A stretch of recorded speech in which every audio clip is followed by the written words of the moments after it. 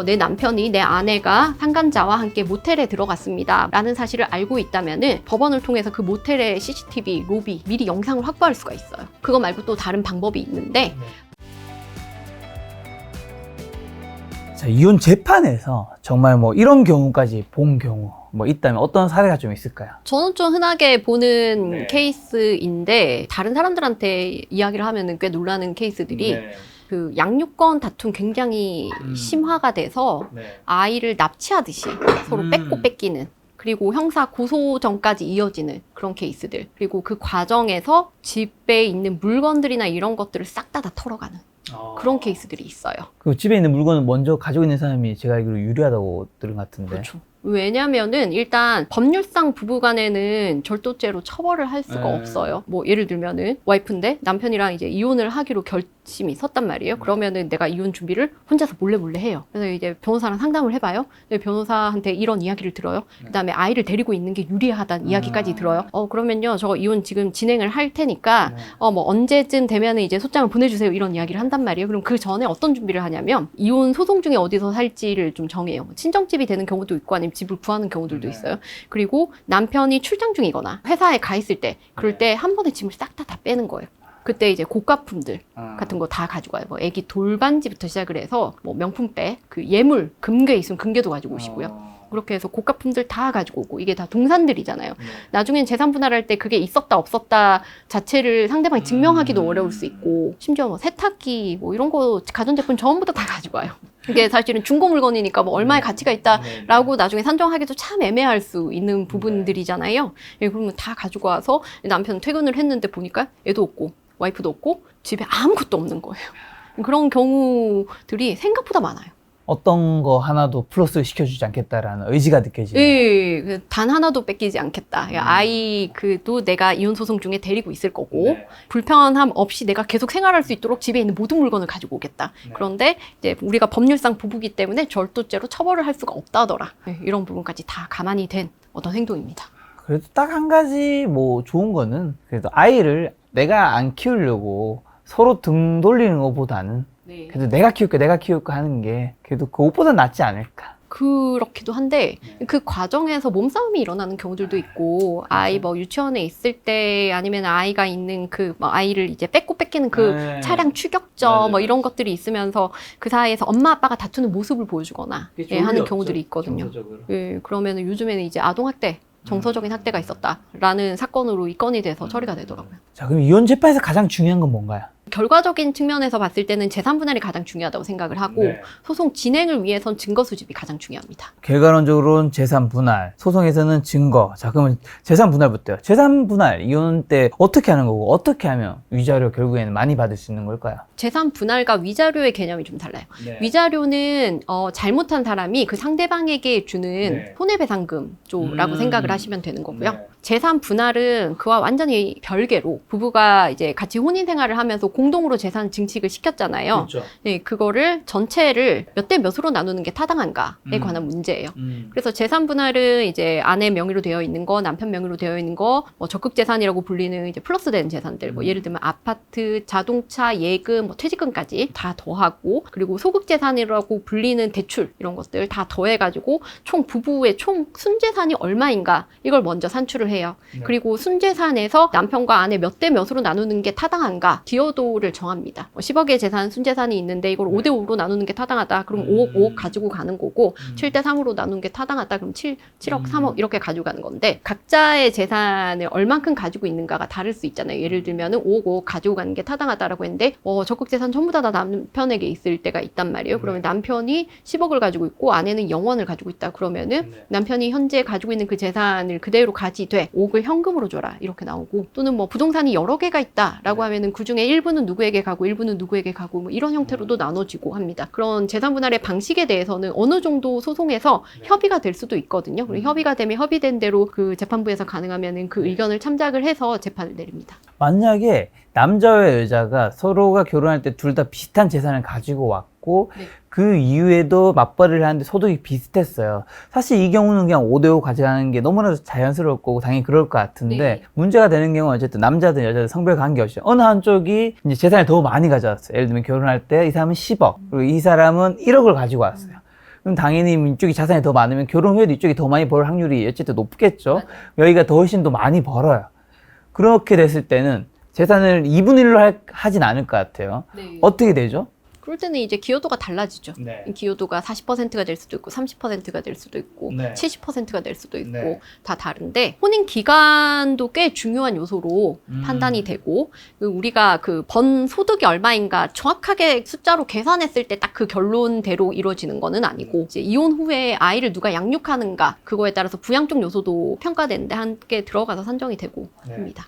아이가 만약에 여자 쪽에서 키워요. 그럴 때는 보통 양육비를 어느 정도 보내줘야 되는 거죠? 양쪽의 소득에 따라서 달라요. 부부 합산 소득이 얼마이냐, 그리고 아이 나이가 얼마나 됐느냐에 따라서 다른데 서울가정법원에 양육비 산정 기준표가 있어요. 네네네. 그 표에 따라서 보시면은 좀 쉽게 계산을 할 수가 있어요. 네. 부부 합산 소득이 많을수록 그리고 아이의 나이가 많을수록 그 액수가 좀 올라간다라고 생각을 하시면 되고 이게 부부 합산 소득이 많은 상태에서 각자의 부담 부분은 각자의 소득이 얼마가 되느냐에 따라서 비례해서 나누거든요.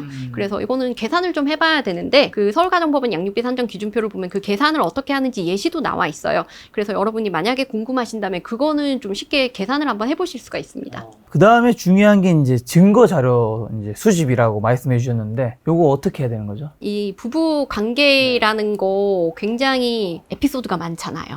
우리가 지금까지 뭐 살아온 시간이 1년, 2년이면은 뭐 그래도 좀 적을 수 있겠지만 10년, 20년이다. 그럼 얼마나 많은 이야기들이 있겠어요. 근데 거기에 대한 증거가 다 있을 수는 없거든요.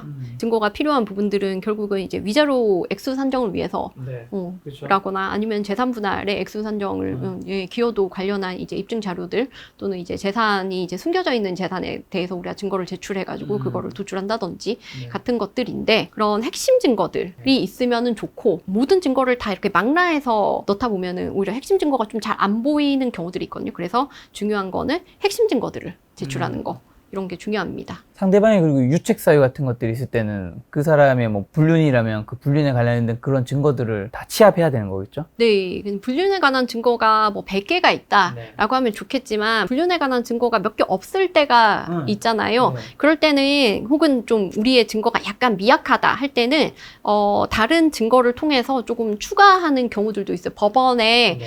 소송을 진행을 하다가 혹은 소송을 진행하기 전에 증거를 미리 이렇게 좀 보전할 수 있는 그런 절차들이 있거든요. 우리 증거 보전 절차라고 하는데 네. CCTV 보전 신청을 한다든지 아니면 사실조회를 통해서 어떤 사실관계를 확정을 시킨다든지 증거를 체득할 수 있는 다른 방법들이 있어요. CCTV 보전 신청 같은 경우에는 내 남편이 내 아내가 상간자와 함께 모텔에 들어갔습니다. 뭐 어느 날 어떤 모텔에 들어갔습니다. 라는 사실을 알고 있다면은 법원을 통해서 그 모텔의 CCTV 로비 출입문 뭐 거기 복도 비치는 거 주차장 입구 뭐 들어가는 거 나오는 거 이런 부분들에 대해서 미리 영상을 확보할 수가 있어요. 사실 CCTV 금방 삭제되거든요. 예, 그 사이에 내가 적절한 시기에 신청을 할 수 있는 상황이다 라고 하면 그걸 통해서 추가 증거를 확보를 할 수가 있어요. 그거 말고 또 다른 방법이 있는데 내 남편, 내 아내가 해외여행을 갔는데 상간자와 함께 갔다라고 하면은 출입국 사실조회를 통해서 이 둘이 같이 출국하고 같이 입국했는데 그 나라도 같고 뭐 이런 사실들을 확보를 해낼 수가 겹쳤다가 있어요. 있을 수 있잖아요. 근데 그거를 이제 한 10년치 뽑아보면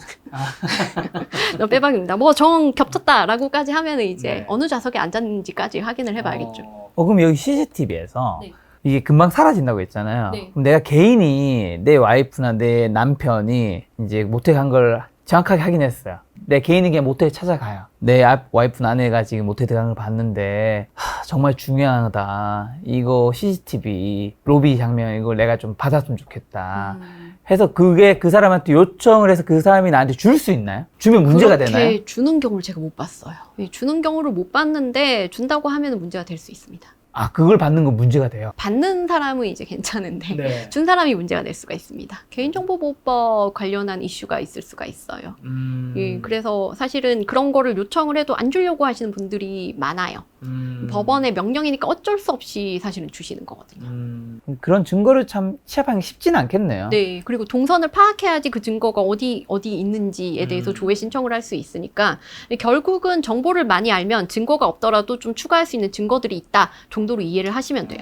가장 쉬운 증거는 확실히 그러면 휴대폰이겠네요. 네, 휴대폰은 접근성도 좋고 그리고 보통 우리가 불륜을 휴대폰을 통해서 많이 들키거든요. 그렇죠. 처음에 그 사실을 알았을 때 너무 당황하지 마시고 일단 증거부터 확보를 하신다라고 생각을 하셔야 되고 그리고 가끔씩 그런 경우들이 있어요. 내가 증거를 확보를 했다가 용서해줘야지라는 마음이 들어서 그냥 다 삭제했어요 하는 경우들이 있어요. 예, 근데 증거를 확보해 놓는 것과 용서를 해준다는 마음이 든다고 해서 그걸 반드시 삭제를 해야 되는가 이건 또 별개 문제잖아요. 네, 전 그걸 내가 보관하고 있기 싫다 아니면 보기가 싫어서 그렇다라고 하면은 뭐 잘 쓰지 않는 메일로 이렇게 보내놓으시고 자료를 예, 그렇게를 하셔서라도 꼭 그 증거를 직접 삭제하지는 마시고 확보하시는데 좀 주력을 하셔야 됩니다. 첫 번째 휴대폰, 두 번째가 CCTV, 세 번째가 출입국 기록. 예를 들면 그럼 네 번째는 블랙박스도 되겠네요. 차량. 블랙박스도 굉장히 흔하게 그 불륜 사실을 들킬 수 있는 그렇죠. 하나의 포인트입니다. 네. 그래서 요즘에는 그거는 좀 많이 아시기 때문에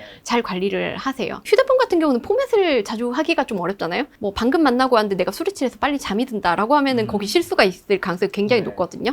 근데 블랙박스 같은 경우에는 이제 집에 들어갈 때 한 번씩 누르고 혹은 뭐 아예 꺼놓고 이동을 하고 그런 경우들도 많아요. 자, CCTV, 휴대폰, 뭐 출입국 기록, 블랙박스 외에 또 다른 거는요? 이런저런 증거 수집을 위해서 다 노력을 해봤는데 남편이 혹은 아내가 바람 피는 건 분명한데 내가 어떻게 잡을 수가 없다라고 하면은 그때는 이제 탐정을 고용하시더라고요. 그것도 나쁘지 않은 방법인가요? 그분의 동선을 파악할 수 있다면 가장 확실한 방법이 될 수도 있어요. 이 일을 또 전문으로 하시는 분들이 계신데 그분들은 사진을 되게 잘 찍으세요. 당사자들은 이렇게 너무 놀래고 당황해서 잘 못 찍는 그런 것들을 이분들은 자기들 전문 분야인 거잖아요. 그래서 시간과 날짜까지 다 나오도록 아주 잘 찍어줘요. 이제 당사자들이 찍으면 뭔가 좀 흐릿해서 저 아닌데요 하는 경우들이 있거든요. 손이 부들부들 떨리는 거죠. 그렇죠. 예. 근데 이제 이분들은 이제 제3자들이고 베테랑들이니까 그런 걸 또 잘해 주시더라고요. 만약에 내 남편과 내 아내가 뭐 어느 쪽이 어쨌든 다른 분이랑 바람을 피는데 뭔가 관계를 하고 있는 장면을 내가 현장을 덮친 거예요. 현장을 덮쳤는데 내 눈으로 봤어. 사진을 찍지 못했어. 영상을 찍지 못했어. 그리고 그 두 명 발뺌을 해. 그러면 증거가 되나요? 이건 증거가 될 수는 없겠죠? 예, 눈으로. 근데 일단 현장을 어떻게 덮친 경우에요? 제가 그러면 거기서 어떤 증거를 도출할 수 있을지를 한번 생각을 해볼게요. 예를 들면 뭐 호텔에 300 이후에 내 남편이 어떤 여자랑 들어간 걸 본 거죠. 그래서 갑작스레 뭐 프론트에 부탁을 해가지고 어쨌든 프론트 그러면 안 되겠지만 열어줬 아니면 본인이 프론트인 척 해가지고 룸서비스 왔습니다 하고 열었는데 이제 라든가 아니 문이 열려 있었다든가 일단 그 들어갈 때 녹음기를 켜고 들어가세요. 그 자리에서 옷을 다 벗은 채로 부인을 할 수 있는가 이게 하나의 포인트가 될 수 있어요. 만약에 근데 그 자리에서 다 벗은 채로 부인을 하고 있다 그러면은 그때 CCTV 보전 신청하셔야죠. 아니 근데 그 장면에서 내가 영상이나 사진을 찍었어요. 증거를 남기기 위한 거잖아요. 어때 근데 그 두 분의 입장에서는 또 본인이 치부일 수도 있잖아요. 이런 거를 함부로 찍는 거에 대해서 이거 어떻게 되나요? 그거 가지고 문제 삼으면? 사실은 그게 성폭력 처벌법이라는 게 있는데 거기에 이제 성적 수치심을 느낄 수 있는 어떤 영상을 찍지 못하도록 되어 있거든요. 그렇죠. 근데 또 증거를 취합하기 위해서는 찍어야 되는 사람 입장도 있고 어떻게 되는 거예요 이건 도대체? 제가 했었던 사안에서 사실은 문제됐었던 케이스들은 없어요. 가서 사진을 찍더라도 대부분 우리 의뢰인들이 착하셔서 그런지 옷을 어느 정도 입히고 찍으시거나 이불을 이렇게 그분들도 가리고 있으니까 덮고 있는 상황을 찍으시더라고요. 그럼 얼굴은 확인이 되고 뭐 그런데 상황상 어쨌든 뭐 이분들이 뭘 했는지는 알 수 있으니까 충분히 그 사진을 봐도 저분들이 바로 직접까지 뭘 했는지 알 수 있게끔 그런 상황이에요. 옷은 입었으나 뭔가 이상 머리는 다 헝클어져 있고. 이혼 어쨌든 하지 않고 잘 살아갈 수 있으면 그게 제일 베스트일 텐데 이혼하지 않고 좀 잘 살아갈 수 있는 방법 어떤 게 있을까요? 이혼정문 변호사님이 보셨을 때 잘 살아갈 수 있는 방법 서로 배려하고 그리고 양보하고 그리고 서로에 대해 칭찬도 좀 많이 해주고 평소에 생활할 때 따뜻한 말 한마디씩 해주고 그것보다 더 중요한 건 좋은 상대방을 만날 해안을 이뤄야 돼요. 결국에는 좋은 사람을 만나는 안목이 되게 중요할 수 있겠네요. 나도 좋은 사람이어야 되고 상대도 좋은 사람이어야 되고. 자, 그럼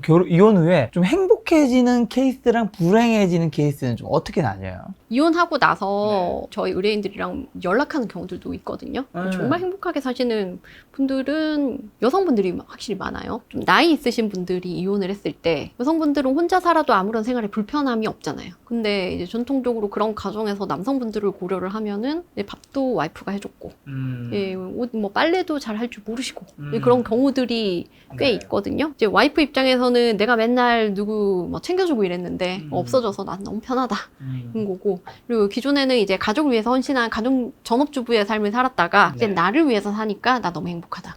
이런 경우들이 있는데, 남자분들은 누군가 나를 항상 보조해주고 생활에 익숙하게 젖어서 살아오시다가 갑자기 보조해준 사람이 없어지는 거거든요. 그러면은 확실히 삶의 질이 좀 많이 떨어지죠. 나이 어느 정도 있으신 분들 경우에는. 그런데 요즘에 좀 젊으신 분들이 이혼 많이 하시잖아요. 자녀 없고 젊으신 분들이 이혼을 했을 때는 그냥 양쪽 다 행복하게 사시는 것 같아요. 아무래도 여성분이 남성보다 행복할 확률이 높다고 해주셨는데, 그 이유 중에 하나 필요한 거는 그 여성분도 경제적인 자유, 본인의 독립은 가능한 정도는 되어 있어야 되는 거겠네요. 그게 안 되면은 이혼을 선택을 잘 안 하시더라고요. 특히나 나이 있으시면. 그러니까 자녀들이 어떻게 보조를 해준다든지 아니면 재산 분할로 어느 정도 내가 이혼 이후의 삶이 가능하다든지가 되지 않는 한은 사실은 현실적으로 이혼 선택하기 하는 게 쉽진 않아요. 자, 그럼 결혼 후에도 행복하고 싶다면 절대 놓치면 안 되는 이성의 유형은 어떻다고 생각하세요? 사실 결혼 전에 누굴 만나냐가 훨씬 더 중요할 수 있잖아요. 나중에 문제를 미리 아예 없앨 수 있는 거니까. 착한 사람. 네, 자기랑 대화가 잘 통하고 좀 솔직하고 거짓말 잘 하지 않고, 이혼 사유에서 말했었던 많은 부분들이 결혼하기 전에도 관찰이 되는데 그걸 이제 본인이 결혼하고 싶어서 아니면 이 사람이 좀 달라지겠지라는 기대를 가지고 결혼까지 가는 경우들도 꽤 많거든요. 결혼하기 전에 뭔가 상대방이 부정행위를 한다거나 결혼하기 전에 폭력성을 보인다거나, 본인을 향한 폭력성은 아니라도 뭐 제3자들을 향해서 폭력성을 막 보이고 다른 사람한테 하대를 하고 예, 뭐 그런 경우가 있다거나 하면은 좀 심각하게 다시 생각을 해보시는 게 좋아요. 그게 나를 향할 수도 있고. 네, 언제든지요. 그러니까 그 누군가를 향해서 폭력성을 보인다는 건 결국 약자를 향해서 예, 폭력성을 보일 수 있는 사람이다. 뭐 그 정도로 생각을 하시는 게 좋습니다. 맞아. 저도 종업원이나 뭐 어떤 데 가서 어떤 분한테 대할 때 되게 낮게 대하는 분들이 있더라고요. 가끔씩. 저도 그분을 안 만나게 되더라고요. 인간에 대한 기본적인 존중이 있어야 돼요. 그 누구를 향해서라도, 어린 아이를 향해서라도요. 결혼을 행복하고 싶다면 그럼 반드시 피해야 하는 이성의 유형은요? 저는 첫 번째로 꼽는 게 이기적이고 너무 자기중심적인 사람. 피곤하죠? 네. 피곤합니다. 이런 분들은 사실은 다른 문제도 아주 많을 수가 있는데 이기적이다, 자기중심적이다 그러면은 모든 하나하나가 다 문제가 될 수 있어요. 우리가 성격 차이라고 이야기하는 것들이 거기에서 이제 기초가 돼가지고 오는 경우들도 많고, 예, 그런 분들이랑 내가 산다? 그러면은 이제 본인이 다 맞춰주거나 그런 삶을 살아야 되는데 그건 너무 불행하잖아요. 그래서 이런 분들은 가능하면은 피하시라고 말씀을 드리고 싶습니다.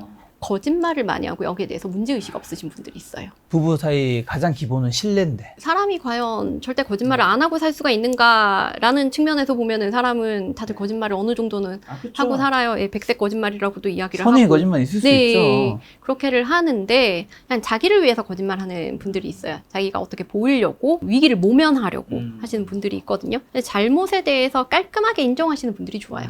잘못을 이렇게 모면하려고 이 거짓말 저 거짓말 막 더 하고, 그거를 보통 그래 너가 왜 거짓말하는지 알겠는데 좀 봐줘야겠다라고 그냥 넘어가고 별 문제 삼지 않고 뭐 이러시는 경우들도 많은데, 이게 계속 반복된다 하면은 이런 분들은 좀 피하시라고 말씀드리고 싶습니다. 그리고 바람핀 남자, 폭력성 있는 남자, 허세 있는 남자, 예, 이런 사람들은 이혼 사유 중에서 이제 대표적인 경우에 해당하는 부정행위, 불륜, 예, 그다음에 폭력, 가정 폭력 사건들 일으키고, 또는 이제 허세 있으신 분은 이제 경제적 문제 일으킬 가능성이 굉장히 높거든요.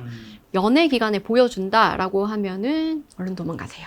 허세나 사치 같은 것들. 그 모든 게 사치라고 볼 수는 없어요. 결국 소득 대비 내가 어느 정도 소비를 하느냐의 문제인 거고, 거기에 대해서 어떤 관념을 가지고 있느냐인 건데, 이거는 연애 기간에 충분히 우리가 관찰을 해서 저 사람이 어떻다라는 거를 판단할 수가 있거든요. 그래서 그런 부분들을 좀 중점적으로 보시고, 특히나 뭐 한 가지가 보이는 게 아니고 막 여러 가지가 동시에 보인다라고 하면은 정말 이런 분들은 피하시는 게 좋습니다. 자, 그럼 결혼 전에 우리가 좀 어떤 것 꼭 확인해야 될까요? 반드시 생각해 봐야 될 문제. 저는 결혼 후에 이런 것들을 고민하기 이전에, 결혼 전에 감성적으로도 이성적으로도 심각하게 고민해 보는 게 굉장히 중요하다고 생각하거든요. 질문에 엄청난 힘이 담겨 있는 것 같습니다. 저도 언젠가 결혼을 할 테니까. 아마 질문의 취지는 이제 상대방이 어떤 점을 좀 잘 관찰을 그렇죠. 해야 되는가 이거일 텐데 네. 그 전에 자신에 대한 관찰부터 먼저 끝내야 돼요. 내가 어떤 사람인가를 알아야 되고 내가 어떤 결혼 생활을 원하는가, 나는 결혼 생활에서 어떤 사람이 될 것인가, 될 수 있는가, 이 부분에 대한 점검을 끝내야 돼요. 그 다음에 거기에 맞는 이제 상대방, 내가 누구를 원하는가 이렇게를 나아가야 되는데 우리는 아직도 결혼을 숙제처럼 하시는 경우들도 많고 결혼을 위해서 두 사람이 열심히 달려서 결혼하고 끝 이러는 경우들이 많아요. 결혼 이후에 노력을 별로 안 하는 거죠. 결혼을 위해서 150점을 막 서로에게 보여줬다가 결혼하고 나서는 다시 100점으로 돌아가거나 80점이 되는 그런 경우가 있단 말이에요. 그래서 그렇게 되지 않도록 사실은 나에게도 상대방에게도 좀 더 객관적으로 나는 어떤 사람이고 상대는 어떤 사람이고 이렇게 알려주는 게 좀 점검을 해야 되는 문제, 반드시 확인해야 되는 문제, 이런 거의 측면에서 한마디로 상대방이 어떤가에 대한 측면에서 좀 쉽지는 않겠지만 일단 상대방의 경제적 문제를 확인할 수 있으면은 예, 그 부분을 확인을 하시는 게 좋고, 이런 부분에 있어서 나를 속여왔다라거나 아니면 결혼 직전에 속였다는 사실이 발견이 됐다, 이거는 좀 악의적인 경우들이 있으니까 어느 정도 결혼이 진행이 됐다고 하더라도 다시 원점에서 다시 생각을 해보셔야 되고 그렇습니다. 왜 경제적인 측면에서 그런 거를 또 강조하시는 거예요? 사실 경제적인 측면에서 속였다면 나머지 다 많이 속였을 가능성이 높아요. 그리고 그게 결혼 생활 내내 이제 문제가 돼서 다시 다툴 것이고 그로 인한 타격이 굉장히 클 거예요. 그래서 경제적인 문제는 정말 조심해야 되고, 나머지의 문제는 어떻게 그 사람에 대해서 내가 연애 과정을 통해서 알 수 없었다라고 하면은 더 알기가 어려워요. 미리 확인이 좀 불가능하다고 해야 되나? 과거 대비 지금이 결혼 생활과 뭔가 이혼이나 이런 거에서 돈의 비중이 훨씬 더 굉장히 높아졌나요? 네, 그렇죠. 그 예전에는 돈보다 사랑이다 뭐 이게 어느 정도 성립을 할지 모르겠으나 낭만이 있었다고 해야 되나요? 그렇죠. 예, 낭만이 있었어요. 그리고 남자는 전통적으로 뭐 가정을 부양을 하고 아이도 뭐 내가 버는 돈으로 키워야 되는 거고, 와이프한테 맞벌이를 강요하거나 그걸 당연시 요구하지도 않았었고, 이거는 누군가의 잘못이라고 보기는 어려운데 그냥 먹고 살기가 너무 힘들어졌어요. 그래서 일방의 소득만으로 우리가 한 가정을 꾸리고 아이를 키우는 게 과연 가능한가, 지금 그 가능한 상태인가, 사회가 그렇게 할 수 있는 상황인가, 이거를 봤을 때는 쉽지 않단 말이에요. 그러니까 결국 사람은 생존을 위해서 그렇게 진화를 했다라고 보는 게 저는 맞다고 생각이 돼요. 그리고 결혼 전에 저는 꼭 그런 거 생각해 보셨으면 좋겠는 게, 남녀 간에 이제 잘 맞는 거, 우리가 결혼하거나 했을 때 잘 맞는 게 뭐고, 그 다음에 잘 맞는 거 어쨌든 문제가 되는 영역은 아닐 거고, 잘 안 맞는 거에서 내가 납득할 수 있는 게 있고, 내가 절대 못 받아들이는 영역이 있는 거잖아요. 내가 근데 절대 못 받아들이는데 그게 결혼 생활에 굉장히 너무나도 힘들 것 같은 부분이 있으면 그 부분을 그냥 쉽게 좀 안 지나쳤으면 좋겠어. 내가 마치 결혼하고 나면은 바뀔 거다. 네, 바뀔 내가 것처럼. 바꾸게 할 수 있다. 네. 라는 게 네. 얼마나 오만한 착각인지를. 맞아요. 예. 네. 그거는 연애할 때도 상대방이 나한테 힘들게 맞춰주고 있는 부분들을 너무 쉽게, 나한테 다 맞춰주니까 얘가 뭐 이렇게 할 거야, 저렇게 할 거야 라고 생각을 하시는 분들이 많은데 절대 그렇지 않아요. 그리고 상대를 나한테 맞추게 한다 하는 거는 사실 좀 무례한 요구가 아닌가라는 생각도 좀 들어요. 자, 그럼 결혼하면 후회, 안 해도 후회라고 하죠. 자, 변호사님 결혼 꼭 해야 한다고 보세요? 저는 할 수 있으면 하는 게 좋다라는 입장입니다. 왜요? 진지하게 여기에 대해서 고민을 하고 친구들이랑 이야기를 해보고 많은 사람들이랑도 이야기를 해봤는데, 정말 행복하게 사는 싱글, 아주 행복한 부부를 봤을 때 아주 행복한 부부가 훨씬 더 행복한 삶을 살고 있는 것 같아요. 그래서 그런 측면에서 우리는 결국 행복하려고 결혼을 선택을 하는 거고, 그렇죠. 행복하려고 살아가는 거잖아요. 좀 더 행복해지기 위해서 결혼하는 거 뭐죠? 추천드리고, 만약에 그럴 대상을 만났다 그럼 여러분은 행운이시다, 예, 말씀드리고 방금 싶습니다. 변호사님 말씀해 주신 게 사실 뭐 데이터로가 없다 할지라도 저도 그게 공감 가는 게, 혼자 살면서 가장 행복한 사람과 결혼 후에 가장 행복한 사람을 비교해 보면 결혼 후에 행복한 사람이 더 행복의 크기가 더 큰 게 느껴지는 부분이 저도 좀 있네요. 자, 그럼 결혼 생활 좀 잘하는 방법, 결혼 생활에 진짜 필요한 역량 뭘까요? 일단 첫 번째, 대화가 끊어지면 안 돼요. 그쵸? 가능하면 대화를 많이 나누고 서로에 대한 불만을 쌓아놓지 말고 그때그때 적당하게 풀면서 생활을 계속해서 이어나가시되, 내가 이런 게 불만이다 라고 너무 공격적으로 말씀하시지 마시고요. 나의 입장이 이러이러하다, 그리고 이해를 구하고 배려를 서로 해주고, 그런 관계로 가장 친한 친구로, 그리고 비밀 막 너무 많이 만드시지 말고 그렇게 하시는 거가 이제 좋은 결혼 생활을 할 수 있는 첫 번째. 그리고 두 번째로는 가능하면 같은 취미 생활을 하실 수 있다면 같은 취미 생활을 하셔서 계속해서 함께 할 수 있는 일을 만들어 가시는 거. 함께 하는 일이 많아질수록 두 분이 자연스럽게 대화도 더 많이 하게 돼요. 대화의 농도도 깊어지겠죠. 네. 근데 우리나라의 많은 부부들이 함께 할 수 있는 이제 공통의 관심사 자녀 얘기밖에 없어요. 그러니까 거기에 한정하지 말고 부부만의 뭐 어떤 재밌는 뭐 이야기들 예, 그런 것들이 이제 끊이지 않게 우리가 연애할 때는 그런 노력을 많이 한단 말이에요. 연애할 때는 하던 것들을 결혼하고 나서는 안 해요. 아이가 너무 우선이 되고 하다 보니까 그렇게가 된 건데 그거에 대해서는 저는 좀 다시 한번 생각해 보시고 예, 결혼을 하고 부부가 중심이 되어야지 아이가 너무 중심이 돼서는 안 된다라는 입장이에요. 저는 부부가 함께하는 취미로 테니스 추천드립니다, 여러분. 다른 축구나 농구는 사실 남녀가 함께 할 수가 없어요. 이 네. 체격과 이 엄청난 어쨌든 남녀의 그 힘의 차이라는 게 있기 때문에 하지만 테니스는 그래도 어느 정도 서로 공을 이제 코트 반대편에서 치면 되는 거기 때문에 아까 전에 이제 불륜이 가장 많은 것 중에 하나가 이제 동호회였잖아요. 그 중에서 하나가 테니스. 부부들끼리 서로 이제 사이좋게 애정 행각을 벌일 수 있는 운동 중 하나가 저는 테니스이지 않을까 추천드립니다. 요즘에는 이혼이 이제 흠이 아니라고 하지만 그래도 여전히 이혼을 세상의 편견으로 바라보는 시선이 있긴 하잖아요, 사실. 이혼을 하신 분이 어떤 마음가짐으로 좀 세상이 나아가야 될까요? 편견에 너무 맞서지 마시고요. 네. 조금 무시하세요. 여러분 가장 중요한 거는 여러분이 여러분을 어떻게 생각하느냐고 네. 여러분을 사랑하는 사람들이 여러분을 어떻게 대우하느냐지 여러분을 잘 모르는 사람들이 뭐 어떤 선입견을 갖는 것들 이런 것까지를 신경 쓰실 필요는 없습니다. 그 인생을 어떻게 살아야 되는가, 어떻게 하면 좀 더 행복한 삶을 살 수 있을까에 대해서 한참 고민이 많았을 때 책을 많이 좀 읽었었는데요. 그때 네. 이제 사람들이 죽기 전에 후회하는 것들 그런 리스트들이 있더라고요. 한참 유행하던 시절이. 네, 그 중에 하나가 남의 이목을 신경을 너무 많이 쓰고 살아왔었던 것이 있었어요. 맞아요. 사실 한 번 지나고 나면은 그 사람들의 한마디 두마디 뭐 이런 것들은 그렇게 중요한 게 아니에요. 그렇죠. 중요한 건 여러분이 여러분의 삶을 얼만큼 만족하면서 맞아요. 살아가고 얼만큼 행복하느냐이기 때문에 네. 이거는 과감하게 사실 무시하시라라고 말씀드리고 맞습니다. 싶습니다. 사실 제일 중요한 거는 나와 그리고 내가 좋아하고 그리고 나를 좋아해주는 사람들, 이게 사실 내 세상이 어떻게 보면 전부고 가장 중요하지. 나머지들은 다 곁다리라서